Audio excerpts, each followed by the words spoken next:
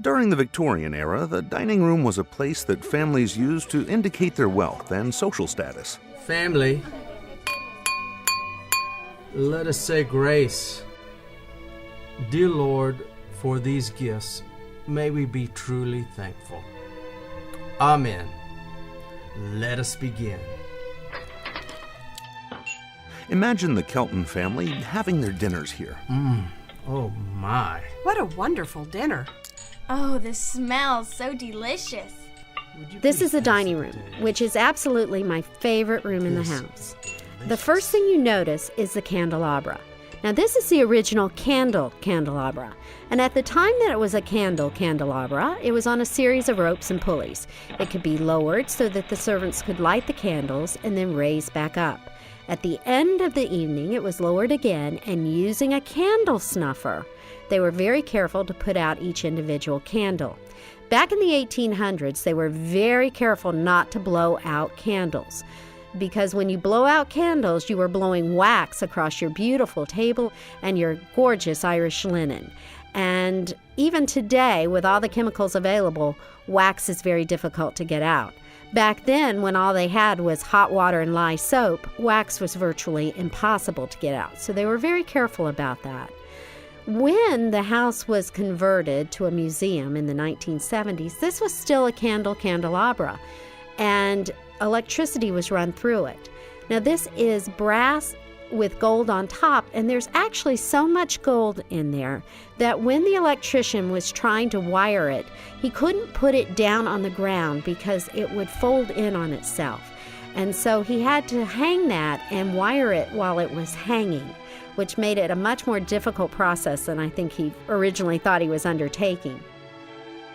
Now, there are some things on the table that you might not normally see on your table.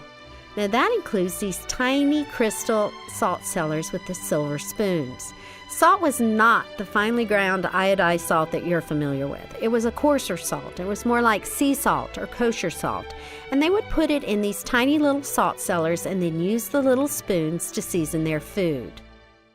We have napkin rings in our houses, and they're to make our table look pretty.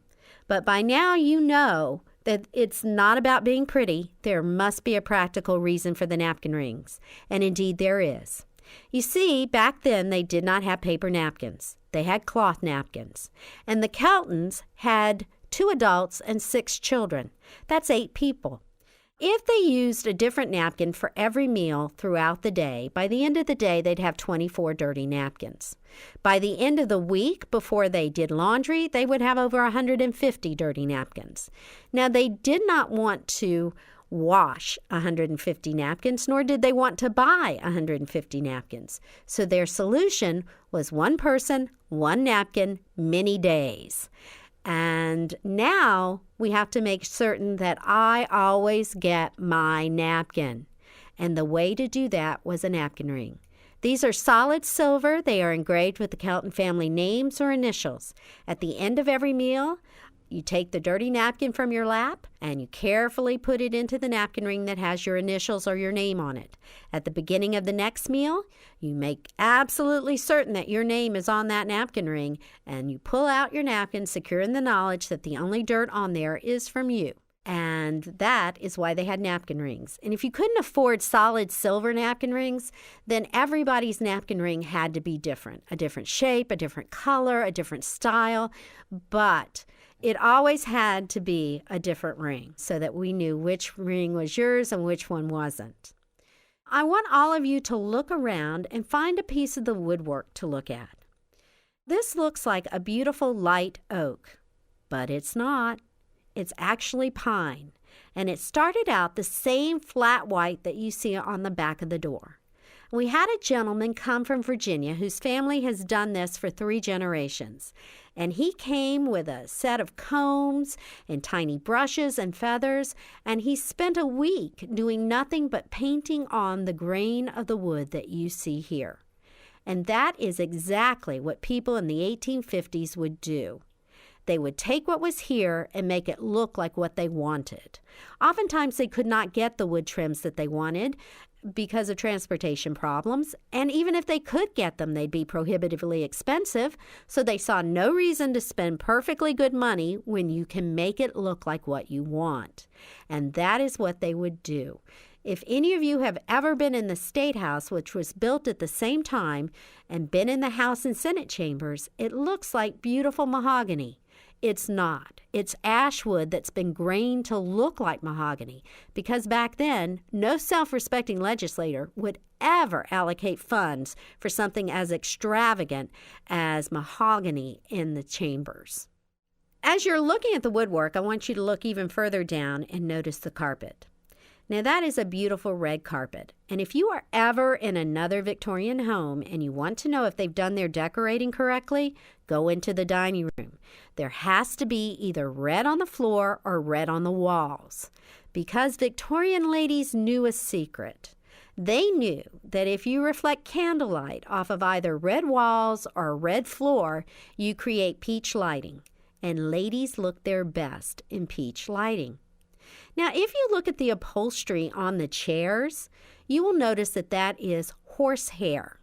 Horsehair is woven fabric from the tails of horses, and it wears extremely well. So a piece of furniture that is going to be used 3 times a day, 7 days a week, needs to have upholstery that will not wear out. Horsehair was thought to do that.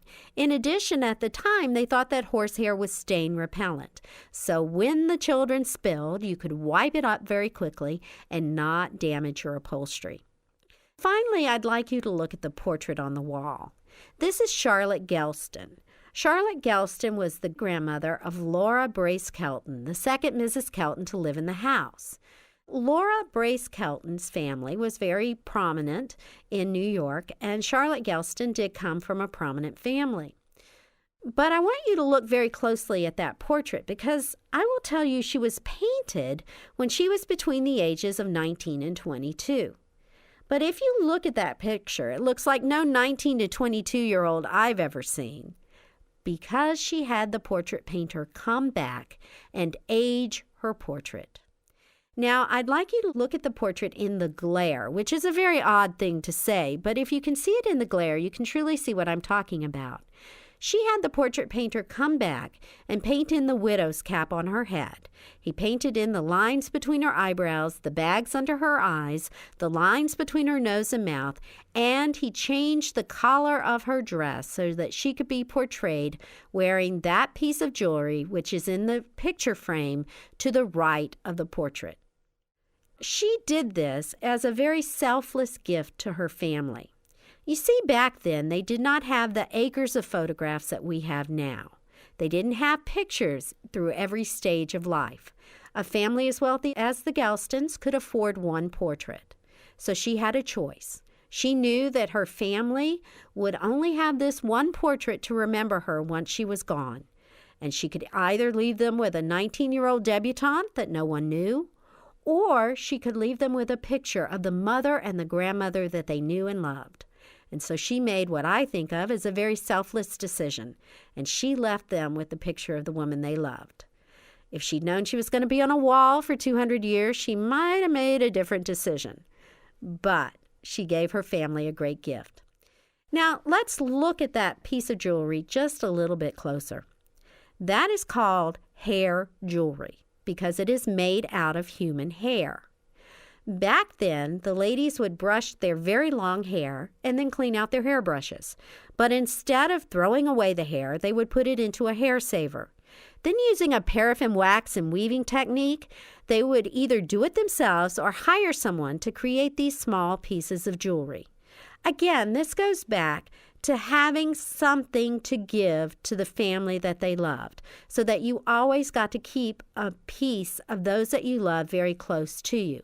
They would give these pieces of jewelry to their best friends, to their daughters, to their grandchildren, to their sisters, to their mothers, to the people that they loved. And in fact, a normal wedding gift might be a watch chain made out of hair given by the bride to her husband, which was not only a lovely gift, but also a reminder to him that indeed he is a married man now.